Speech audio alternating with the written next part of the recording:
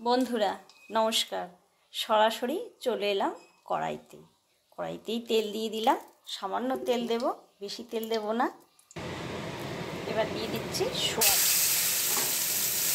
সোয়াবিনে আমি লবণ হলুদ মাখিয়ে সোয়াবিনটাকে আমি ভেজে নিচ্ছি। বন্ধুরা সোয়াবিনটা কিন্তু আমার ভাজা হয়ে গেছে, বুঝতে পারছেন না? তাই তো, কি রান্না করো দেখতে থাকতে হবে, তাই তো না? এই যে আমার সোয়াবিনটা ভাজা হয়ে গেছে। এবার ফোড়ন দেব।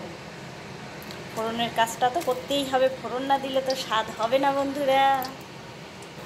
ফোড়নটা কিন্তু জ্বলে গেছে। এইবার সবজিটাকে আমি দেখিয়ে দিই, আলু আর কুমড়ো এই দিয়ে কিন্তু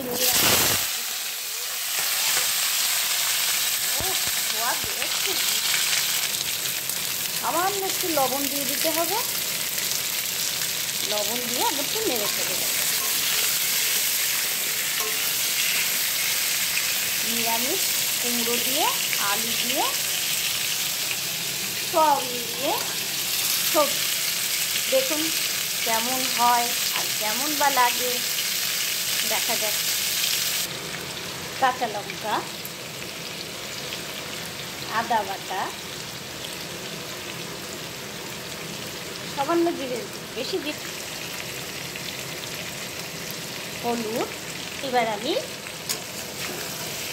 নেড়ে চেড়ে নিরামিষ কুমড়ো দিয়ে আলু দিয়ে সয়াবিন দিয়ে সবজি হবে। নিরামিষ সবজি কিন্তু ভালো লাগে বন্ধুরা, ট্রাই করবেন এই গরমে। মাছ মাংস কিন্তু খুব একটা ভালো লাগে না, নিরামিষ সবজি দিয়ে যতটা ভালো লাগে, তাই তো?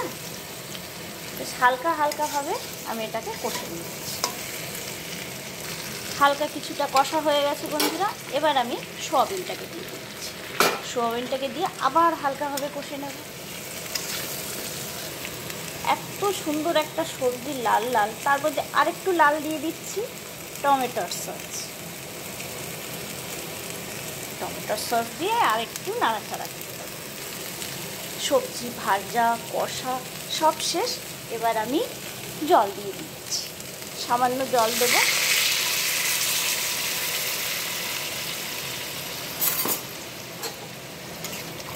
ও কালারটা কিন্তু খুব সুন্দর হয়েছে না? এইভাবে নিরামিষ তরকারি গরমের সময় করে দেখবেন, খুব ভালো লাগবে।